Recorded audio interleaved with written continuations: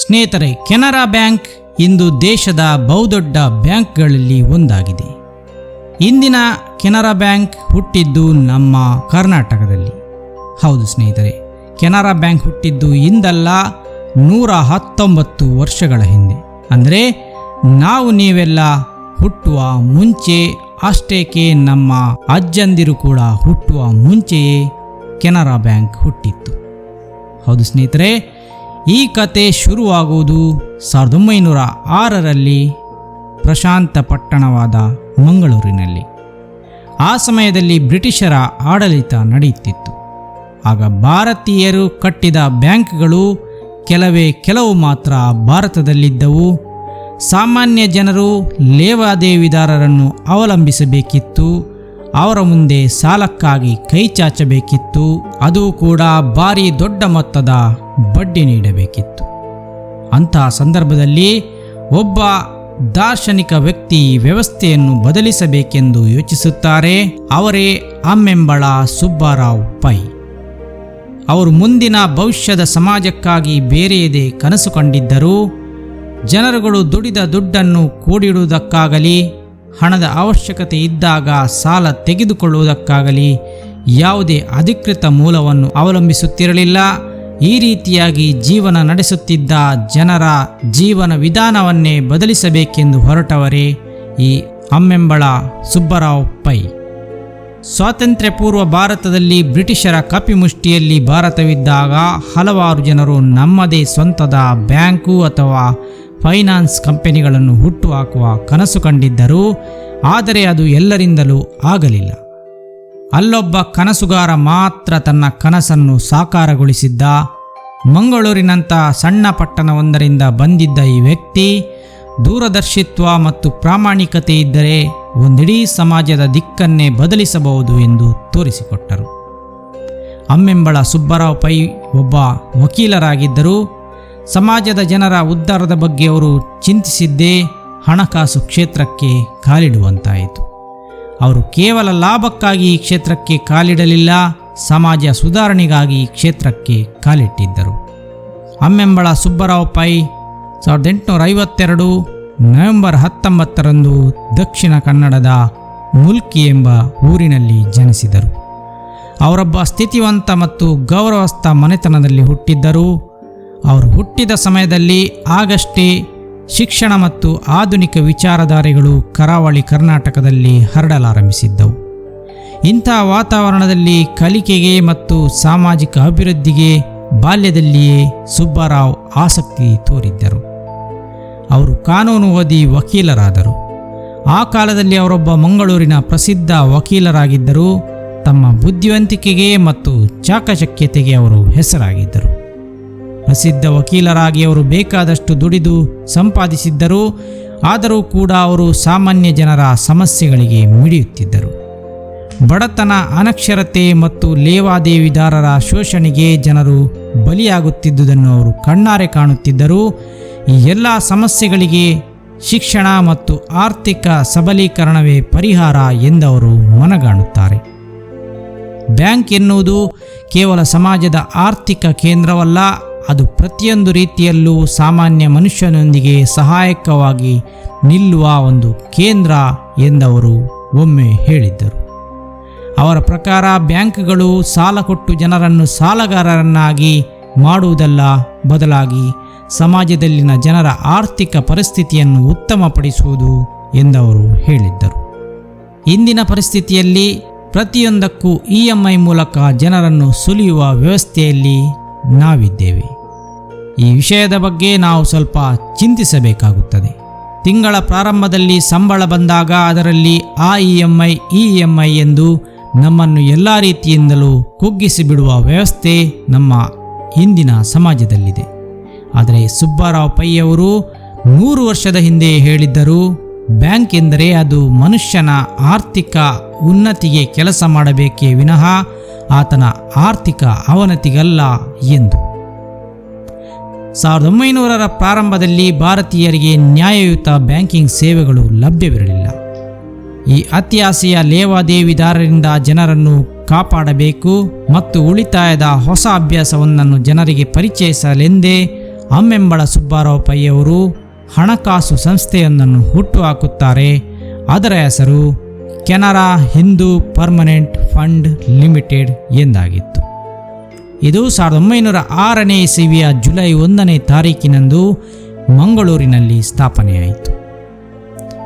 ಕೆಲವು ಸದಸ್ಯರಿಂದ ಚಿಕ್ಕದಾಗಿ ಶುರುವಾಗಿದ್ದ ಈ ಸಂಸ್ಥೆ ಮುಂದೆ ಕೆನರಾ ಬ್ಯಾಂಕ್ ಆಯಿತು. ಕೊನೆಗೆ ಭಾರತದ ಭರವಸೆಯ ಅತಿ ದೊಡ್ಡ ಬ್ಯಾಂಕ್ಗಳಲ್ಲಿ ಒಂದಾಗಿ ಬೆಳೆಯಿತು.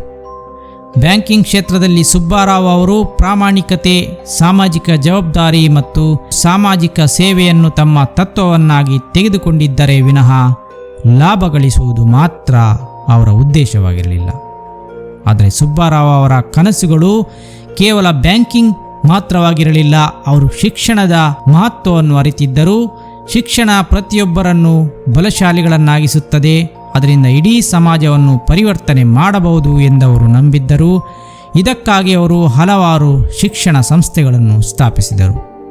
1891ರಲ್ಲಿ ಮಂಗಳೂರಿನಲ್ಲಿ ಅವರು ಸ್ಥಾಪಿಸಿದ ಕೆನರಾ ಹೈಸ್ಕೂಲ್ ಕೂಡ ಅದರಲ್ಲಿ ಒಂದಾಗಿದೆ.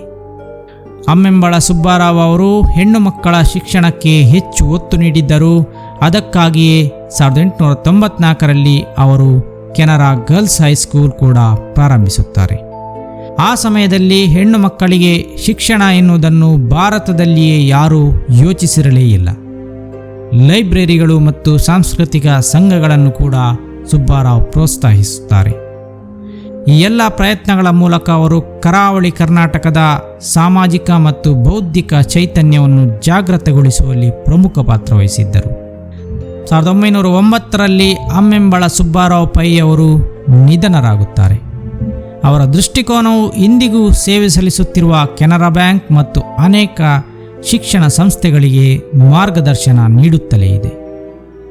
ಒಂದು ಶತಮಾನಕ್ಕೂ ಹೆಚ್ಚು ಕಾಲದ ನಂತರವೂ ಸುಬ್ಬಾರಾವ್ ಅವರು ಕಂಡ ಕನಸು ಕೆನರಾ ಬ್ಯಾಂಕ್, ಕೆನರಾ ಪ್ರೌಢಶಾಲೆ, ಕೆನರಾ ಕಾಲೇಜ್ ಮತ್ತು ಅವರು ಪ್ರೇರೇಪಿಸಿದ ಸಮಾಜದ ಮೂಲಕ ಇನ್ನೂ ಜೀವಂತವಾಗಿದೆ. ಸುಬ್ಬಾರಾವ್ ಅವರ ಜೀವನವು ಮೌಲ್ಯಗಳಿಂದ ಕೂಡಿತ್ತು. ಸಮಗ್ರತೆ, ಶಿಸ್ತು ಮತ್ತು ಸೇವೆ ಅವರ ಜೀವನದ ಅಂಗವಾಗಿದ್ದವು. ಅವರು ಸರಳ ಜೀವನವನ್ನು ನಡೆಸುವುದರ ಜೊತೆಗೆ ಯಾವಾಗಲೂ ಇತರರನ್ನು ಹೇಗೆ ಮೇಲಕ್ಕೆತ್ತುವುದು ಎಂಬುದರ ಕುರಿತು ಆಲೋಚಿಸುತ್ತಿದ್ದರು.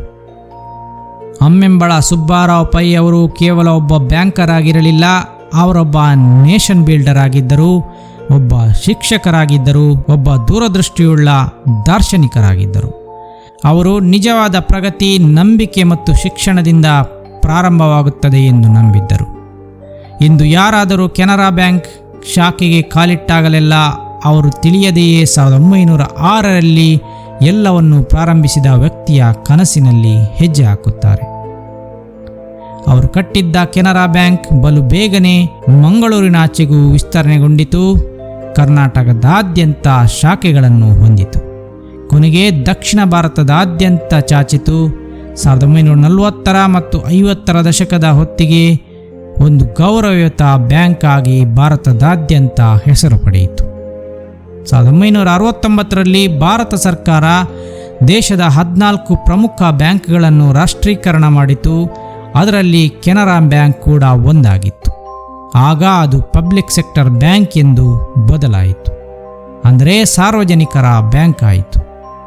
ಬ್ಯಾಂಕ್ಗಳು ರಾಷ್ಟ್ರೀಕರಣಗೊಂಡಾಗ ಅದರಲ್ಲಿ ಕರ್ನಾಟಕದ 5 ಬ್ಯಾಂಕುಗಳು ಸೇರಿದ್ದವು: ಕೆನರಾ ಬ್ಯಾಂಕ್, ಸಿಂಡಿಕೇಟ್ ಬ್ಯಾಂಕ್, ವಿಜಯ ಬ್ಯಾಂಕ್, ಕಾರ್ಪೊರೇಷನ್ ಬ್ಯಾಂಕ್ ಮತ್ತು ಸ್ಟೇಟ್ ಬ್ಯಾಂಕ್ ಆಫ್ ಮೈಸೂರು. ಇದರಲ್ಲಿ 4 ಬ್ಯಾಂಕ್ಗಳು ಕರಾವಳಿ ಕರ್ನಾಟಕದಾಗಿದ್ದವು. ಕೆನರಾ ಬ್ಯಾಂಕ್ ಅಂದು ರಾಷ್ಟ್ರೀಕರಣಗೊಂಡಾಗ ಅದೊಂದು ಹೊಸ ಪಯಣವನ್ನು ಶುರು ಮಾಡಿತ್ತು. 100 ಶಾಖೆಗಳನ್ನು ತೆರೆಯುವುದರ ಮೂಲಕ ಗ್ರಾಮೀಣ ಬ್ಯಾಂಕಿಂಗ್, ರೈತರ ಪರ, ಸಣ್ಣ ಉದ್ದಿಮೆಗಳ ಪರ, ವ್ಯವಸಾಯ ಸಂಘಗಳ ಪರ ಇಂಥ ಪರಿಕಲ್ಪನೆಯನ್ನು ಹುಟ್ಟುಹಾಕಲಾಯಿತು. 1985ನೇ ಇಸವಿಯಲ್ಲಿ ಕೆನರಾ ಬ್ಯಾಂಕ್ ಭಾರತದಲ್ಲಿಯೇ ಮೊದಲ ಬಾರಿಗೆ ತನ್ನ ಶಾಖೆಗಳನ್ನು ಕಂಪ್ಯೂಟರೀಕರಣಗೊಳಿಸಿತು. ಆನಂತರ ATMಗಳನ್ನು, ಇಂಟರ್ನೆಟ್ ಬ್ಯಾಂಕಿಂಗ್ಗಳನ್ನು ಮತ್ತು ಮೊಬೈಲ್ ಆ್ಯಪ್ಗಳನ್ನು ಮೊದಲು ತಂದ ಬ್ಯಾಂಕ್ ಆಗಿ ಕೆನರಾ ಬ್ಯಾಂಕ್ ಹೆಸರು ಪಡೆಯಿತು. ಕಾಲಕ್ರಮೇಣದಲ್ಲಿ ಕೆಲವೊಂದು ಸಣ್ಣ ಬ್ಯಾಂಕ್ಗಳನ್ನು ಕೆನರಾ ಬ್ಯಾಂಕ್ ತನ್ನೊಡನೆ ವಿಲೀನಗೊಳಿಸುತ್ತಾ ಸಾಗಿತು. 2020ರಲ್ಲಿ ನಮ್ಮದೇ ಇನ್ನೊಂದು ಬ್ಯಾಂಕ್ ಆದ ಸಿಂಡಿಕೇಟ್ ಬ್ಯಾಂಕನ್ನು ಕೂಡ ಇದು ತನ್ನ ಜೊತೆಗೆ ವಿಲೀನಗೊಳಿಸಿಕೊಂಡಿತು. ಈಗ ಕೆನರಾ ಬ್ಯಾಂಕ್ ಭಾರತದ ಅತಿ ದೊಡ್ಡ ಪಬ್ಲಿಕ್ ಸೆಕ್ಟರ್ ಬ್ಯಾಂಕ್ ಆಗಿದೆ. ಇಂದು ಕೆನರಾ ಬ್ಯಾಂಕ್ 10,000ಕ್ಕೂ ಅಧಿಕ ಶಾಖೆಗಳನ್ನು ಭಾರತದಾದ್ಯಂತ ಹೊಂದಿದೆ. ಕೋಟ್ಯಾಂತರ ಗ್ರಾಹಕರ ಸೇವೆ ಮಾಡುತ್ತಿದೆ. ಅಂತಾರಾಷ್ಟ್ರೀಯ ಶಾಖೆಗಳನ್ನು ತೆರೆದಿದೆ. ಸಣ್ಣ ಪಟ್ಟಣವೊಂದರಿಂದ ಶುರುವಾಗಿ ಗ್ಲೋಬಲ್ ಬ್ಯಾಂಕಿಂಗ್ ನೆಟ್ವರ್ಕ್ ಆಗಿ ಬೆಳೆದ ಕತೆ ನಿಜಕ್ಕೂ ಅದ್ಭುತವಾಗಿದೆ. ಅಮ್ಮೆಂಬಳ ಸುಬ್ಬಾರಾವ್ ಪೈ ಅವರ ನಂಬಿಕೆ ಬ್ಯಾಂಕಿಂಗ್ ಕೇವಲ ಲಾಭಕ್ಕಲ್ಲ, ಪೀಪಲ್, ಪ್ರೋಗ್ರೆಸ್ ಮತ್ತು ಪರ್ಪಸ್ ಎಂಬ ಮಾತು ಎಂದಿಗೂ ಗಟ್ಟಿಯಾಗಿ ನೆಲೆ ನಿಂತಿದೆ. ಮುಂದಿನ ಬಾರಿ ನೀವು ಕೆನರಾ ಬ್ಯಾಂಕ್ ಶಾಖೆಯೊಂದರ ಬಳಿಯಿಂದ ಸಾಗುವಾಗ ನೆನಪು ಮಾಡಿಕೊಳ್ಳಿ, ಅದೊಂದು ಕೇವಲ ಬ್ಯಾಂಕ್ ಅಲ್ಲ, ಸಾಮಾನ್ಯ ಭಾರತೀಯರನ್ನು ಅಸಾಮಾನ್ಯರನ್ನಾಗಿಸುವ ಮತ್ತು ಬಲಿಷ್ಠ ರಾಷ್ಟ್ರವನ್ನು ಕಟ್ಟಲು ಶತಮಾನಗಳ ಹಿಂದೆ ಕಂಡ ಒಂದು ಕನಸು ಎಂದು. ಸ್ನೇಹಿತರೆ, ಇದಾಗಿತ್ತು ಕೆನರಾ ಬ್ಯಾಂಕ್ನ ಕತೆ.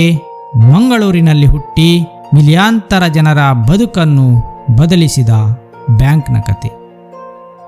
ಧನ್ಯವಾದಗಳು.